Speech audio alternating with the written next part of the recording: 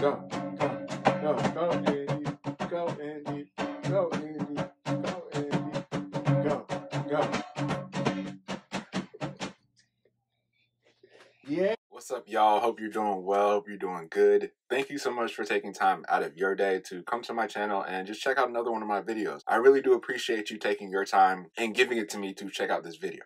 True Detective Night Country ended about a week ago or so. Me personally, I enjoyed this season. I enjoyed the story of Navarro and Danvers. I enjoyed the mystery behind it. This season was very divisive and divided in the way that a lot of people feel about it. As much as I enjoyed it, I do believe there were some things that they could have sharpened, some things that they could have tightened up, made a little bit better. Throughout the season, the episodes were clunky at times, they were messy at times. Again, I still enjoyed all of it. And even the finale.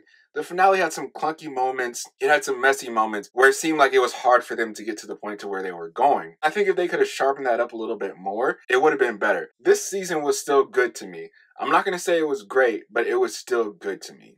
I think I enjoyed season 3 of True Detective more than I enjoyed season 4. Season 4 started out really strong. I wish they would have leaned more into the cosmic horror stuff, into the tie-ins with season 1. I understand why they didn't to a degree. Again, True Detective season 3 was really strong to me. I loved Mahershala Ali's performance. I thought that was a great, amazing performance. I love the story and the way that the season 3 played out. Going back to season 4, season 3, I didn't watch season 2, so I cannot speak on it. I've gone back and I've started rewatching season 1. I think the reason why people look at the latter seasons the way they do is, I don't think it's as bad writing as people think it is. Season 1 was just a level above, a height that a lot of TV shows try to reach, but they can't reach. That's how high season 1 was. Many would see season 1 as a masterpiece, if not as close to a masterpiece as you can get. That's how good season 1 is. That's how good the writing is. The writing is tight. It's like all the edges that needed to be straightened were straightened. They made it tight. They made it sharp. They made things connected. That's one of the things that I want to talk about real quick concerning season 1. And I want to give an example of that connectiveness, that tight writing, the things that just make it sharp. I know True Detective has been broken down, it's been analyzed by the best of them, but this is just my personal perspective of how I see certain things. What I want to do is I want to really quickly talk about season 1, episode 3, The Locked Room.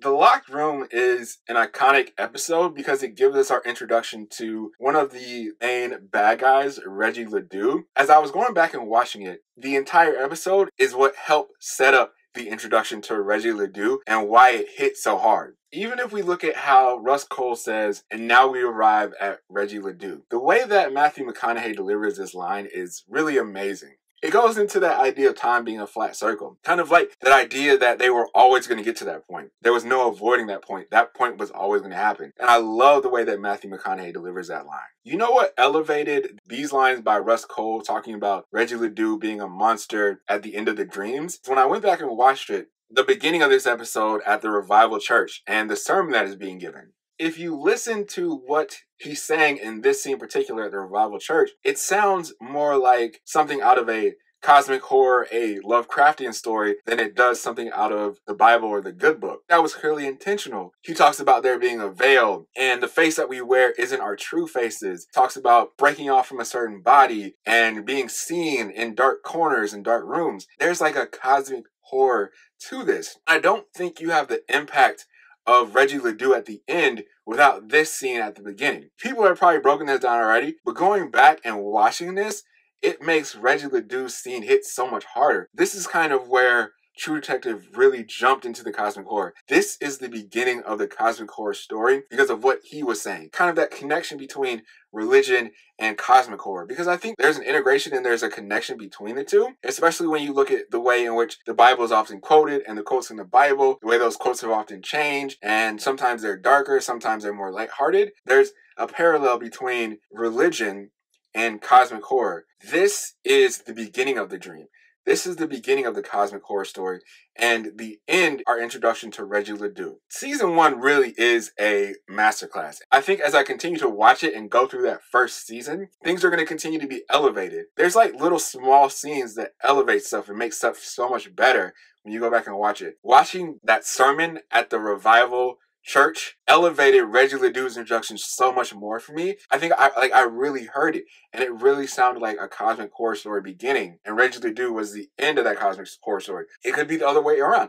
Maybe the sermon is the end of the cosmic horror story, and Reggie Ledoux is the beginning of the cosmic horror story. That's how cosmic horror works. It works in a weird way. I'm really loving going back and watching True Detective Season 1. I think it's going to be hard for True Detective to hit the heights that it hit in Season 1. While I do believe Season 3 and Season 4 were really good, I think it's going to be hard. I hope they continue. I hope they try to do a Season 5. I think they have to rework some things. I think they have to focus on story again.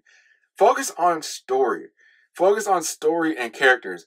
Representation is important, but make it about the story and the characters. The representation can come second. It can come after that. I think that's fine. I would really love to see True Detective Season 5. I'm working on some ideas of my own. Maybe I can manifest it. Maybe something can happen. True Detective Season 5, I hope it happens. Thank you so much for checking out this video. I really do appreciate it. If you enjoyed this video, if you enjoyed True Detective Season 1, 2, 3, and 4, let me know. What are your thoughts about Season 1? What are your thoughts about Season 4, which just ended? What do you think they could have done better? What do you think just didn't work? And how do they get back to the heights of Season 1? I appreciate you checking out this video. Thank you so much. Thank you for your time again. Have a great one.